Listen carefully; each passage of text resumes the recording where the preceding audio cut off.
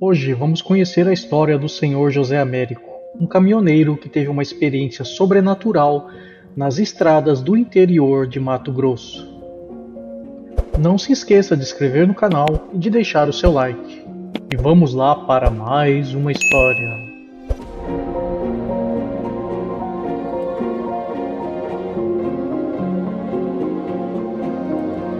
Meu nome é José Américo. Eu tinha 42 anos quando isso aconteceu. Eu sou muito religioso e sempre acreditei em histórias de fantasmas, estas coisas que ninguém consegue explicar.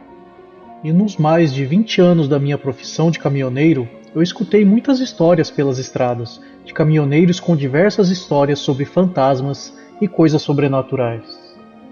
Mas nunca tinha acontecido nada comigo, até este dia. Era uma noite escura, eu levava uma carga de Minas para uma cidade do interior de Mato Grosso. Minha única companhia era o rádio do caminhão, que às vezes perdia o sinal e ficava só com chiado, mas mesmo assim era melhor do que o silêncio daquele lugar escuro. Dirigir por aquelas estradas isoladas sempre me dava uma sensação estranha, era uma mistura de medo e terror, por causa das histórias que ouvi durante os anos de caminhoneiro.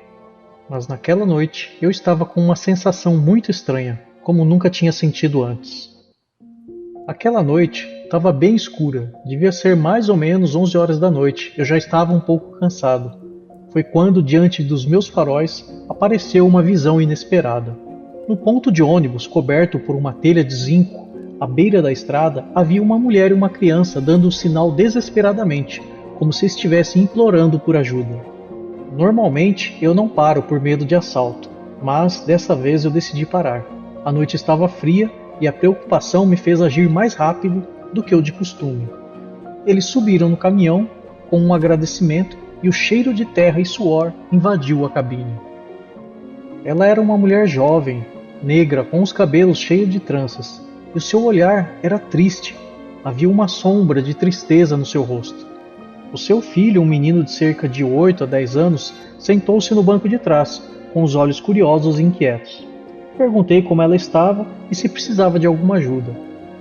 Ela só me disse que precisava ir até a entrada da próxima fazenda, que é onde ela morava com o seu filho.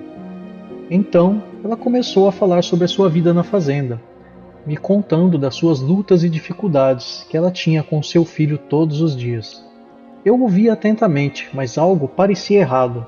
Seus olhos pareciam vazios, como se estivessem escondendo alguma coisa. Era como se ela estivesse tentando me distrair com histórias de dificuldades para evitar que eu fizesse perguntas mais diretas. Curioso, decidi questionar sobre o seu marido. Ela ficou quieta por um momento, fechou os olhos e ficou me evitando antes de responder. Então, ela disse que era um homem violento, mas que já não viviam juntos há 2 anos. O silêncio que se seguiu à sua resposta foi pesado e desconfortável. Percebi que ela não queria falar sobre aquele assunto. Continuamos a viagem e eu tentei manter a conversa com ela, mas eu tinha a sensação de que algo simplesmente não estava certo. Eu não conseguia escapar dessa sensação de que havia mais história do que ela estava querendo me contar. Finalmente chegamos à entrada da fazenda. Ela pediu para que eu parasse e os deixasse ali. Quando ela e o menino desceram da carreta, ela me olhou nos olhos com uma expressão estranha e disse: "Obrigada por nos salvar. Você não faz ideia do quanto isso significa para nós." Eu achei esse diálogo um pouco estranho. Eu fiz um sinal afirmativo com a cabeça e me despedi deles, enquanto eles se afastavam na escuridão. Foi então que eu percebi que eu não tinha perguntado o nome dela e eu também não tinha falado meu nome. Bom, achei estranho, mas deixei isso para lá. Continuei minha viagem, mas eu não consegui tirar aquela mulher e o seu filho da minha mente. Eu estava perturbado e sentia que algo estava muito errado com aquela mulher. A estrada naquele momento parecia mais assustadora do que nunca, e eu dirigi mais rápido para dar uma parada no próximo posto. Finalmente, após uma jornada que pareceu durar uma eternidade, cheguei a uma parada de caminhoneiros, a uns 8 quilômetros de onde deixei a mulher e o seu filho. Eu estava muito cansado e precisava mesmo de um descanso. Ao entrar na parada, fui recebido por um frentista sonolento atrás do balcão. Ele olhou para mim e notou a expressão preocupada em meu rosto. Então eu contei para ele sobre aquela carona, sobre a mulher e o seu filho e como eu achei aquilo tudo muito estranho. O frentista me ouviu atentamente e depois perguntou com uma voz trêmula: Era uma mulher negra, de tranças longas e vestido azul? Eu engoli seco e disse que sim, sentindo um calafrio percorrer a minha espinha. O frentista ficou pálido e, com os olhos arregalados, ele me disse que há apenas 3 dias uma mulher negra e seu filho, de uma fazenda próxima ali, haviam sido brutalmente assassinados pelo ex-marido. O agressor era um homem violento e possessivo que não aceitava o fim do relacionamento. Eles haviam sido encontrados sem vida perto de um ponto de ônibus que fica na estrada, seus corpos cruelmente mutilados, e ela estava usando um vestido azul quando encontraram os corpos. Neste momento, eu senti calafrios e um arrepio percorreu todo o meu corpo. Eu havia dado carona para fantasmas aquela noite? A mulher e o seu filho estavam mortos? Mas eu conversei com eles. O terror sobrenatural daquela experiência simplesmente mudou a minha vida.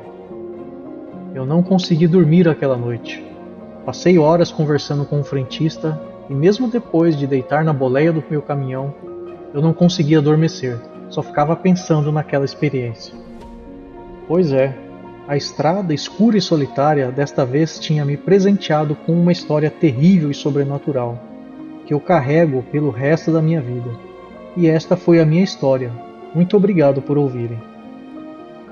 E essa, pessoal, foi a história do Senhor José Américo.